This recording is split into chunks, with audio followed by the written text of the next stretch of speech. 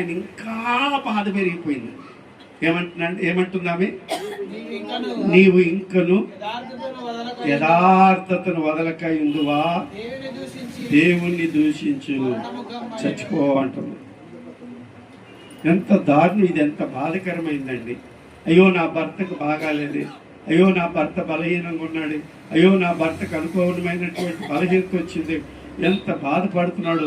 ఈ రోగమును పోగొట్టడానికి, ఈ బాధను పోగొట్టడానికి, ఆయనకున్నటువంటి ఆ బలహీనతను పోగొట్టడానికి నా ప్రాణాన్ని అన్నట్టు పెట్టాలా, ఏదొక వైద్యాన్ని చేయించాలా, ఏదొక రకంగా ఆయన ఉపశాంతి కలిగించాలా, ఇలాంటి ఆలోచన చేయటం లేదండి. ఆమె ఉన్నంతసేపు తిన్నది, ఉన్నంతసేపు ఆమె మహారాణిలా బతికింది, ఉన్నంతసేపు ఆమె కంటే తిరిగి లేని ఆస్తిపరురాళ్ళగా జీవించింది. కానీ అవన్నీ పోయిన తర్వాత, అవన్నీ సమస్య అయిన తర్వాత ఏబును అనేక మాటలు, కత్తిపోటి మాటలు అంటారంట. కొట్టాల్సిన అవసరం లేదు, తిట్టాల్సిన అవసరం లేదు. ఏం మాట్లాడినవి? ఒక్కొక్కరు మాట్లాడతారు తల్లిదండ్రులని కానీ, ఒక్కొక్కరు మాట్లాడతారు భార్యను కానీ, ఒక్కొక్కరు మాట్లాడతారు భర్తను కానీ, ఒక్కొక్కరు మాట్లాడతారు పిల్లల్ని కానీ. దేవుని యొక్క సన్నిధానంలో ఆమె ఆయనను చూసి బాధపడి మోకరించి దేవుని వైపు చేతులెత్తి ప్రార్థన చేసి, అయ్యా మేము యథార్థంగా ఉన్నాం కదా, మాకేంటి పరిస్థితి, విడిపించు, కాపాడు, స్వస్థపరచు, గొప్ప కార్యాన్ని చేయమని ప్రార్థించాల్సిన ఆ భార్య ఏమంటుందండి?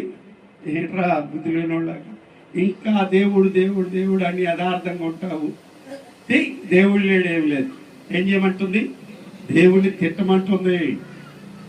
ఇక నువ్వు బతకటమో అనవసరం. ఈ రోగంతో ఉంటే నేను ఎవడు చూస్తాడు, ఈ రోగంతో ఉంటే నీకు పరిచయం ఎవరు చేస్తాడు, ఈ రోగంతో ఉంటే.